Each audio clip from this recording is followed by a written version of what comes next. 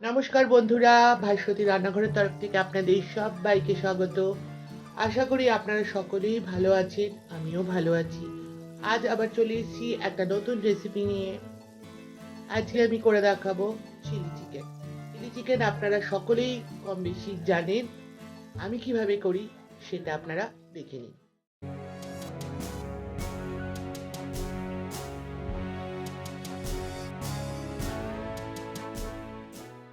Chilli chicken করবার জন্য আমি এখানে নিয়ে নিয়েছি 500 গ্রাম বোনলেস চিকেন। এবার চিকেনটাকে ম্যারিনেট করে নেব। প্রথমে আমি চিকেনের মধ্যে দিয়ে দিচ্ছি আন্দাজ মতন লবণ,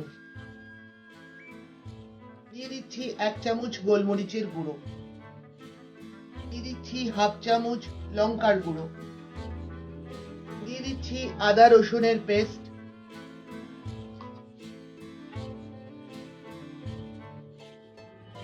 আমি আদা রসুনের পেস্টটা 4 চামচ দিচ্ছি,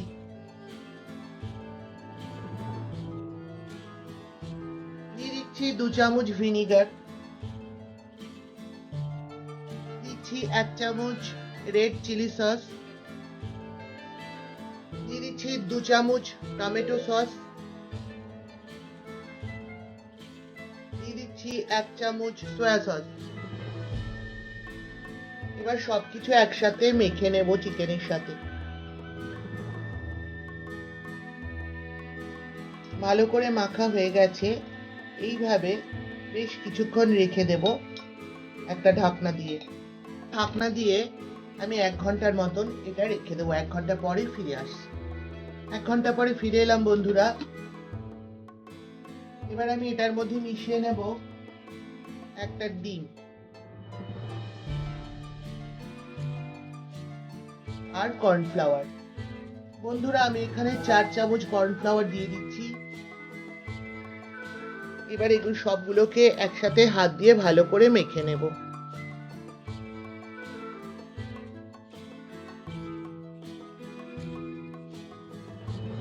চিকেনটা ভালো করে ডিম আর কর্নফ্লাওয়ারের সাথে মাখা হয়ে গেছে।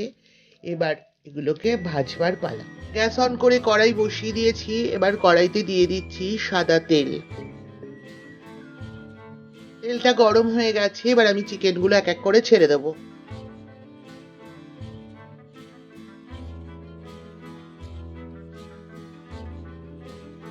এবার আস্তে আস্তে একটু উল্টে দেব।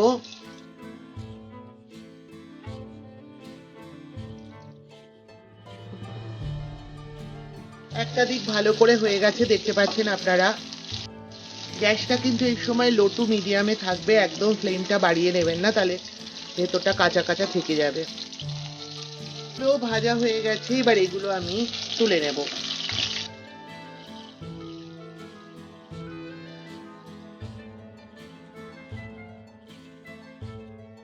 ম্যারিনেট করা সব চিকেনগুলোই ভাজা হয়ে গেল।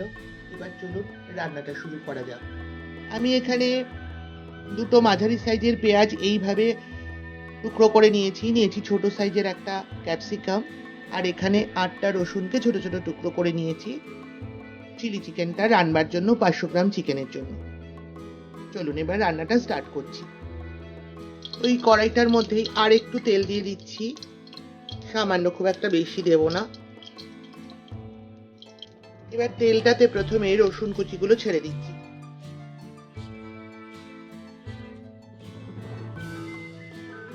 গ্যাসের ফ্লেমটা লো টু মিডিয়ামে রাখছি। দিয়ে দিচ্ছি পেঁয়াজ কুচিগুলো। একটু নাড়াচাড়া করে নেব। এবার দিয়ে দেবো ক্যাপসিকামের টুকরোগুলো। সবগুলোই ভালো করে নাড়াচাড়া করে নেব। এগুলো একটু ভাজা ভাজা হতে থাকুক, ততক্ষণ আমি সসের একটা প্রিপারেশন রেডি করে নিই। এখানে নিয়েছি 2 চামচ রেড চিলি সস, 3 চামচ টমেটো সস আর 2 চামচ সয়া সস।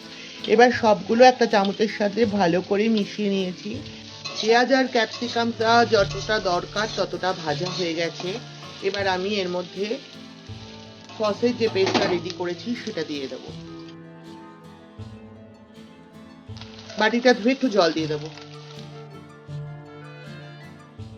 দিয়ে দিচ্ছি সামান্য একটু লবণ, কারণ এর আগেও আমি লবণ দিয়েছিলাম, তারপরে সয়া সসও ব্যবহার করা হয়েছে, তাই বুঝে লবণটা দিতে হবে। দিয়ে দিচ্ছি 1 চামচ ভিনিগার।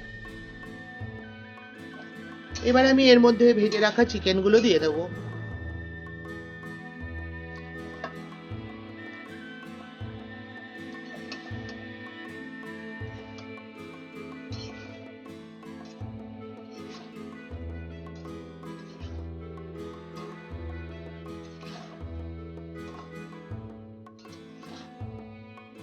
দিয়ে দিচ্ছি 1/2 চামচ গোলমরিচের গুঁড়ো। এবার একটু সবগুলোকে ভালো করে নাড়াচাড়া করে নেব। এবার এই মগটার 1/2 মগ জল দিয়ে একটা ঢাকা দিয়ে দিচ্ছি। 5 মিনিট পর ফিরে আসছি। এখানে 2 চামচ কর্নফ্লাওয়ার নিয়ে ভালো করে জল দিয়ে গুলিয়ে নিয়েছি, আর নিয়েছি 4টে কাঁচা লঙ্কা কুচিয়ে নিয়েছি। এবার আমি এইগুলো রান্নাটার মধ্যে দিয়ে দেব। 5 মিনিট পরে ফিরে এলাম। একটু নেড়ে দেবো উপর নিচ করে। এবার এর মধ্যে দিয়ে দেবো কুচিয়ে রাখা কাঁচা লঙ্কাগুলো, আর দেব গুলে রাখা এই কর্নফ্লাওয়ারটা। বাটিটা ধুয়ে একটু জল দিয়ে দিচ্ছি।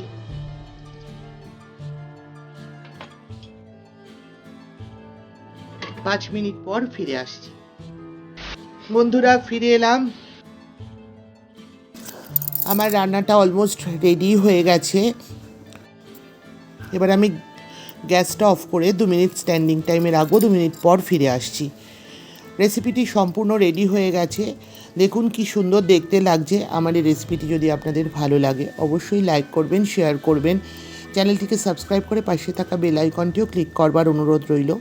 ভালো থাকবেন, সুস্থ থাকবেন। আজ আসি, আবার দেখা হবে এরকমই কোনো রেসিপি নিয়ে আপনাদের সঙ্গে। ততক্ষণের জন্য টাটা।